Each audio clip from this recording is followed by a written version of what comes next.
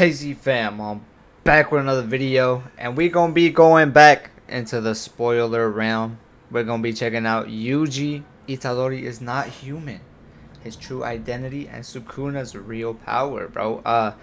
Thank you guys so much for everything, man. I know y'all love the Jujutsu Kaisen video, so here we go, man. Of course we're gonna be doing some more manga stuff and some more Jujutsu Kaisen stuff in the future. But yeah, man. If you're new to the channel and you're new to the content, make sure to hit that sub button, hit those likes, and turn on NOTI bell so y'all get notified whenever I drop a video. And don't forget that down in the description we have the link tree to all my socials.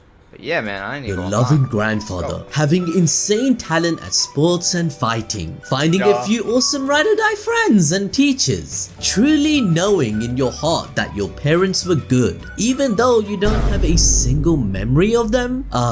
The perfect recipe for a happy life, or not actually. That doesn't make no sense. As he ends up eating a couple of crusty 1,000-year-old fingers and earning a bloodthirsty tenant.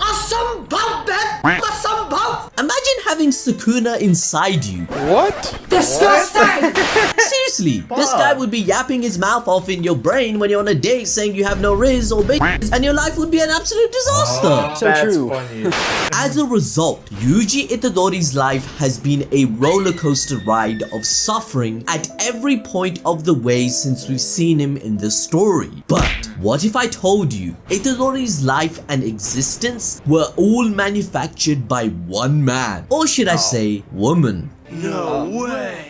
Yup, that's right. Itadori's anguish has no end because his entire life is a lie made by the one and only mastermind of 1,000 years, Kenjaku. Today we're breaking down Yuji Itadori's life and how he's caught up in the illusion of choice. You will learn 3 major things about Jujutsu Kaisen. Number 1, why Itadori is not actually human and his true identity. Number 2, how the entire story was orchestrated by Kenjaku 1,000 years ago. And number 3, the truth about Sukuna's resurrection and connection with Yuji Itadori. Let's begin with the very first time Yuji made an appearance. In chapter 1, he is put up against the sports teacher to keep his place in the occult club. My man straight up broke the world record for shot put and was even called the reincarnation of Mirko Krokop, an athlete that is still living today. While Yuji Itadori was also a sprinter, even Megami, who barely knew him at this point, noted how fast he was. This dude also jumped into a fight with a cursed spirit later, instinctively acting and saving his friends like a badass. He dealt considerable damage to a massive cursed spirit with his strength alone, because remember, he hadn't consumed Sukuna's finger yet. Heroism aside, it's clear that Yuji Itadori's physical strength and agility were much higher than any ordinary human from the get-go, and his abilities only got a crazy boost from consuming Sukuna's fingers, to the point that Choso himself calls Yuji a demon god. This is because in chapter 139, he notes that even in an injured state, Yuji Itadori now has fluid curse energy control along with unreal physical strength. Despite being a special grade himself, Choso was impressed with Yuji's fighting skills. In the beginning, it might have seemed like this superhuman strength and speed Yuji Itadori had was just another generic shonen trope. I mean, just an ordinary teenager is basically anime law code for the most special motherfuckers on this planet. That's how it goes, right? He's out of line,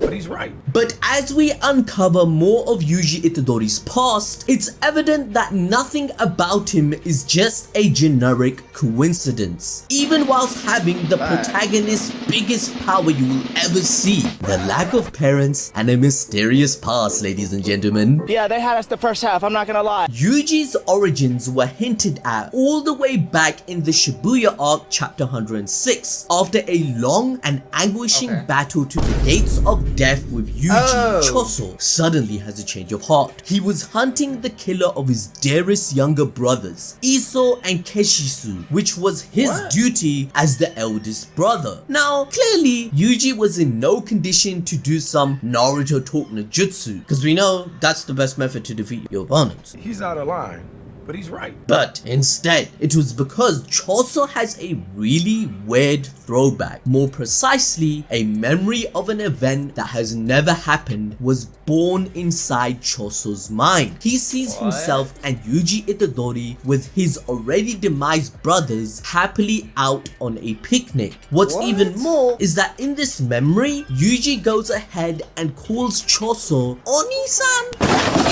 or Big Brother too. This scene totally disorientates Choso to the point that he questions everything. I mean, my man would never want to bludgeon one of his little brothers to death, given how protective he was. Yet here, he was avenging his brothers against another brother? That don't make no sense. Yeah, it doesn't make sense at all. So what the heck was this? Are Yuji and Choso related? Near the end of the Shibuya incident, we get the answer. Or should I say, even more questions. When Choso reappears to save Yuji Itadori and stands up to Kenjaku. However, rather than referring to him as Suguru Geto or even the newly unveiled identity Kenjaku, Choso calls him Noritoshi Kamo. Nope, not this cannon fodder guy. The man Choso is referring to is none other than the evilest sorcerer in the history of JUJUTSU and the biggest stain of the prestigious Kamo clan. But the confusion doesn't stop there, and that's why we're here to clarify everything, and you need to hit the notification bell to stay on the same page as the rest of the community, as Choso even calls this man his father.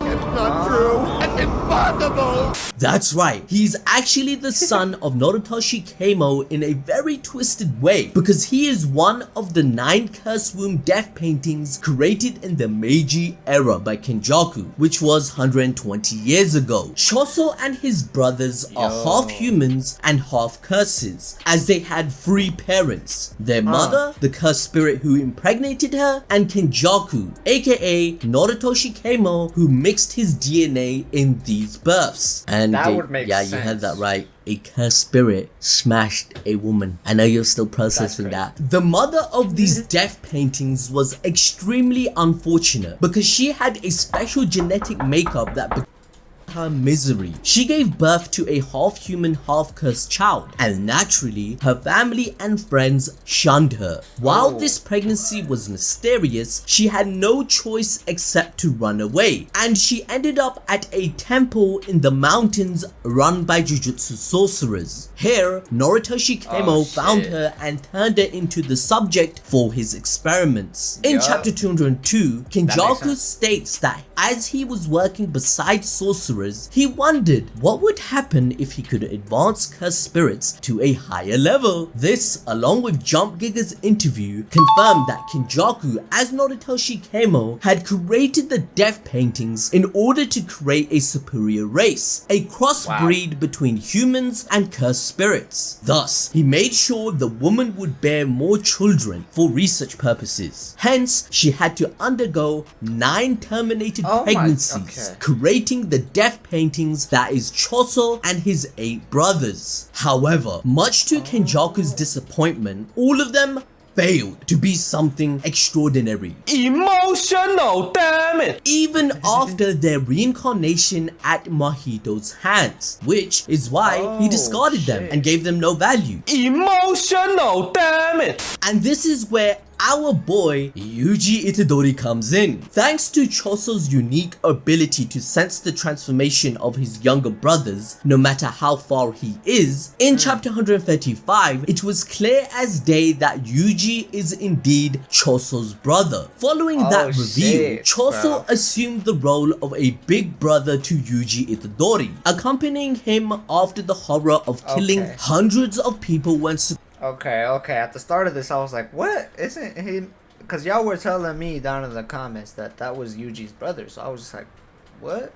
When I saw the start of this video, talking about they were fighting, I was like, what? Sukuna took over. We had certainly seen this memory plant thing earlier with our Chad boy Todo, when he suddenly realized that Yuji was actually his best friendo. But the fact that Choso could sense Yuji's approaching death in chapter 135 proves that his condition was actually different from Todo's, and they were truly related. What's more is that Gege Akatami himself himself shot down the theory that Yuji has a hidden memory manipulation technique in his interview with Mando Kobayashi. In fact, even Sukuna looked shocked in chapter 105 when he realized that something odd was happening with Choso. So it's not another one of his techniques either. While we still have no clue how these memories take root in the minds of Yuji's opponents, Choso asks Yuji to remember that his father also had stitches on his forehead like Nodoto Shikemo. And chapter 143 confirmed that Choso wasn't just going through separation anxiety, but he was right about having the same parent as Yuji. But it wasn't his father, rather Yuji's mother. What happened to the Yeah, original the mother plot had of the- the movie? You heard that right. After being killed and revived by Yuta, Yuji has a dream that shows him as a baby being Revived? What? Bro, this man Yuta is actually different, bro. confirmed that Choso wasn't just going through separation anxiety, but he was right about having the same parent as Yuji. But it wasn't his father, rather Yuji's mother. What happened to the original plot of the movie? You heard that right. After being killed and revived by Yuta, Yuji has a dream that shows him as a baby being held by his father Jin, with Grandpa Itadori trying to warn him about the woman he is with. And surprise, surprise, a woman with scars on her forehead, just like Geto, shows up, calling Grandpa Itadori father-in-law. Like, Kenjaku is clearly ready to go to any lengths to do his plan, right? Conjuring up his inner Orochimaru, actually taking that shit a step further by having sex as a woman and giving birth? See, now that's some bullshit. Like, goddamn. Anyway, this confirms Yuji's birth was by Kenjaku in a woman's body. So Yuji Itadori is actually not a normal human being. In fact, there's a chance that Kenjaku took over the body of another woman who had a special genetic makeover just like Choso's mother to create Yuji Itadori. Seeing how none of his actions are futile, Kenjaku must have picked his vessel carefully. Thus, Yuji could be partly a cursed spirit, which means in a very odd way, meaning he killed his own brothers unknowingly. He didn't even know. He can't keep getting away with it! Of course, this doesn't really make sense to Yuji Itadori, and whilst he gained an older brother, Kenjaku has been more involved in his life than even he realizes. In chapter 160, having begun the culling games, Kenjaku visits a character we had seen at the very beginning of this series, Sasaki. Who? It's this chick from the occult club who almost died thanks to Sukuna's finger in chapter 1, all because she had to play Daredevil. So why the heck would our antagonist care about such a side character we all forgot about? You've already forgot her name. It's Sasaki, right? Worry not, guys. Kenjaku was fulfilling his duties. Sasaki was one of the people who lived within the colonies of the culling game that Kenjaku helped take outside the barrier if they chose. He straight up calls Yuji his son and thanks Sasaki for being a friend to Yuji Itadori during his time in a regular high school, which means that Kenjaku had been keeping an eye on Yuji all this time, even when he was in high school. Remember, it's only because of the occult club that Yuji picked up and eventually ingested Sukuna's finger. Kenjaku is such a menace to the point that he went out of his way to thank Sasaki simply for creating the perfect opportunity for Yuji to become Sukuna's vessel, because it would have been even more difficult for him and his plan to make Yuji pick up the finger willingly. At the end of the day, this solidifies that Yuji is the product of Kenjaku's perfect experimentation, since a compatible vessel is only born once in 1,000 years, and there's just a 1 in a million chance that a cursed spirit like Sukuna is reincarnated. There's no doubt that Kenjaku's involvement was for this very reason. He wanted to create the perfect vessel for Ryumen Sukuna in the form of Yuji Itadori, all because because he wants to revive the once human sorcerer who is a terrifying cursed object, ready and just waiting for his chance to reincarnate in his full form. When he was alive, even the most brutal sorcerers did not kill him, and Sukuna also traversed a millennia through his indestructible fingers. Think about that. This dude was actually built different, so you have to make a vessel that's built different. Wait, his fingers are indestructible? Like actually? Like him. Now these are the same fingers that no one could destroy for 1000 years. Not even Satoru freaking Gojo could make a scratch on them. Therefore, despite left scattered at different places, these fingers continue to gain power, even powering up finger bearer cursed spirits. Certainly, no ordinary human could become a vessel for Sukuna because of his ultimate understanding of curse energy, jujutsu, and his full power being way too vast for a normal vessel. The weak probability we talked about earlier totally makes sense now. And of course, Kenjaku understood that he needed to create Yuji Itadori to be able to withstand Sukuna's power. This is why Itadori can take over control of his body and give it up willingly, for instance. Any other ordinary vessel would lose control instantly. Even Sukuna was shocked that Itadori had that ability. Now, Adil just brought up a great point, because after showcasing this unique ability, Gojo was skeptical if Itadori can hold his own against Sukuna with more fingers being eaten, and this doubt turned into reality in the Shibuya incident. Nanako, Mimiko, and Jogo single-handedly raised Yuji's finger count to 15 in the span of just a few minutes. This coupled with that happens in this arc? What? Hold on. Yuji's finger count to 15 in the span of just a few minutes. This, coupled with how Yuji was already horribly injured, led to Sukuna taking over. So even the perfect vessel was unable to suppress such a surge of power within him from Sukuna. Sukuna is most definitely something unheard of and represents an immortalizing evolution. As Kenjaku admitted, he has a very keen interest in evolution, and even his end goal of the Culling Games is to witness the chaos that creates a new form of cursed energy itself. So, don't go being a silly willy and hit that notification bell now to never miss an update on our Jujutsu Kaisen videos, because we already covered this in detail recently. Furthermore, Sukuna completely understands the core of cursed energy, more than cursed spirits themselves, and in his own words, true jujutsu. He is one of the enlightened beings in the series. In fact, he killed Jogo with fire itself. I mean, imagine killing a being made out of fire, with their own element. That has to be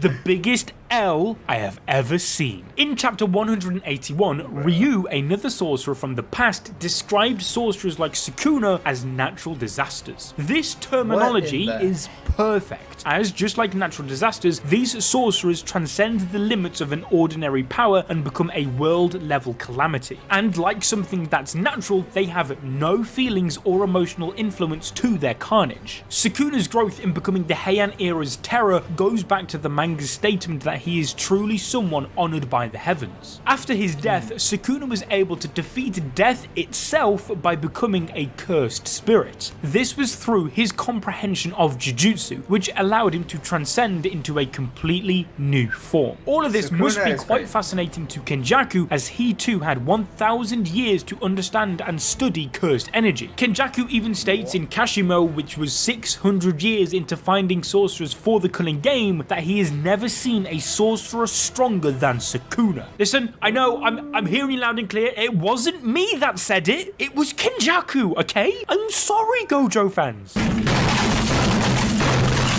So Kenjaku's interest in Sukuna and his revival makes all the more sense now. In fact, there's a chance that all the death paintings were created as he was inspired by Sukuna. As he said in chapter 202, Kenjaku is chasing evolution, but he clarifies further that his goal is to seize Tengen and forcefully merge her with the non-sorcerer population of Japan. He is a wildly curious mind with a major psychopathic streak who just wants to see the limits of cursed energy and what happens in extraordinary extraordinary circumstances of chaos that only he can create. He welcomes the fact that Sukuna is planning some evil path of his own, which will just add to the chaos that Kenjaku very much desires. After all, he already said he doesn't desire a world without cursed spirits and wants to bring back the vicious Heian era, the golden age of cursed techniques, and who better to kick it off than the icon of terror himself, Sukuna. Of course, none of this would have been possible if Kenjaku hadn't planned the biggest deceit in the entire manga, which is sealing Satoru freaking Gojo. From chapter 1, we know that Gojo is the strongest sorcerer. He is another enlightened being in the series, whose birth itself shifted the balance of the universe. He is an anomaly who believes he can even defeat Sukuna at his peak. There is not a single person in the Jujutsu world who can hold a candle to him, be it a special grade curse like Jogo or heavily restricted superhumans like Toji. It's clear that as long as he remained standing, the Jujutsu world would not collapse because he had two overpowered techniques: mesmerizing blue eyes and that gorgeous face. Why are you gay? I mean, the 6 eyes and limitless. That's what I was meant to say. Of these, users with 6 eyes had proven to be the biggest hurdles in Kenjaku's plan to sabotage Tengen's merger with a star plasma vessel. Over the centuries, Kenjaku was defeated by 2 of them, leading him to kill a 6 eyes user 1 month after birth along with a star plasma vessel. But at that time of the merger, another vessel and another 6 eyes user still reappeared. This is because 6 eyes users like Gojo are connected to Tengen and the star plasma vessel by fate. So from 1000 years worth of experience, Kenjaku realized that there was just no point in killing Gojo either. The only way to set his plans into motion was for Kenjaku to trap Gojo in a way he was least expecting. And he did exactly that, by shocking him thoroughly with the body of his once best friend and the other half of the strongest duo, Suguru Geto, the only one he had killed by his own hand. It sent Gojo spiraling for the briefest moment, and that was enough for the prison realm, a cursed object, to lock and capture him. Removing Gojo weakened the Jujutsu society in a very systematic way. Sorcerers began fighting each other and clans rushed to claim superior status over others. Whatever allies Gojo had were now branded criminals as the corrupt higher-ups sided with Kenjaku, who even assumed the position of the Camo clan head. The chaos Kenjaku aspired for had begun the very moment Gojo was sealed. Thus, everything in Yuji's life, from his very existence to his choice to become a sorcerer, were all planned by Kenjaku. Itadori had dedicated his entire life to dying in order to lessen the evil in the world, but so far the bad has far surpassed the good. Yuji's reality is the epitome of despair, inconsequence, and the sheer truth of what it means to be intertwined with the despair-filled world of Jujutsu. All his life choices have been an illusion because they were all predetermined for him, but to some extent, what he does beyond his identity as Sukuna's vessel is something that is up to him. How he walks the path of enlightenment, like his sensei or his biggest enemy, is what will determine his worth as a Jujutsu sorcerer. It comes back to the concept of how enlightenment in Buddhism relieves a person of suffering. With every happening in his life, Itadori has learned new things to adapt himself to, even though they might be trivial or depressing. And whilst he has no innate talent for cursed techniques, he has learned to use one of the hardest skills of cursed energy, which is Black Flash. Mastering this is absolutely no joke, as Nanami described it as a zone where manipulating cursed energy becomes like breathing. However, Yuji can use this difficult skill almost at will, as he did against Mahito. Clearly, Black Flash marks a milestone for a sorcerer because it is the purest form of understanding the essence of cursed energy. The manga even states that for those who have experienced Black Flash as compared to those who have not, their understanding of the essence of cursed energy is immeasurable. So Yuji is clearly walking the path of enlightenment, and one day he will unlock Sukuna's technique when he acquires understanding of true Jujutsu. After all, as Principal Yaga said, no Jujutsu sorcerer dies without regrets. Itadori is already burdened with the weight of killing hundreds of people, and he doesn't even know the truth about his birth. When he does, he will be overcome with so much grief and regret. Hence, the only way for Itadori to cope with his reality, whilst also fulfilling his wish, is to accept his circumstances and find his true self. Kenjaku, in a really twisted way, gave his own son a dark fate. Because of Yuji's role as a cog and a vessel, he is the only person in in the world that can get rid of Sukuna by dying himself with the fingers. Yuji's destiny either way is death with or without Sukuna, telling us that he never had a choice in the first place. This is something he acknowledged as early as season 1 to the principle that he will die for the world. And whilst Yuji's fate is pretty much sealed, we can only hope that the people who are by his side continue to stay there throughout all the hardships he still has to face. In that way, at least one of Grandpa Itadori's wishes for his grandson will come true, as he will die surrounded by people. But in the meantime, you should really go and watch our video discussing the concept of enlightenment through Gojo and Sukuna to understand why it's the cornerstone of the Jujutsu Kaisen story. That is crazy, bro. This man... Okay, that makes a lot of sense, bro, as to why Itadori has, like, inhumane abilities. Yeah. Sukuna is crazy, bro. This is interesting. I'm not even gonna lie, this is interesting. I'll be looking forward to seeing more Jujutsu Kaisen, bro, and I don't think I'll ever read mangas, to be honest, because it's just not my thing, you know what I'm saying? But, man, I can't wait for this shit. I can't wait. But thank you guys so much for watching this video, KZ fam. Stay positive, stay healthy, and most definitely keep that strong mentality, man. I'm out.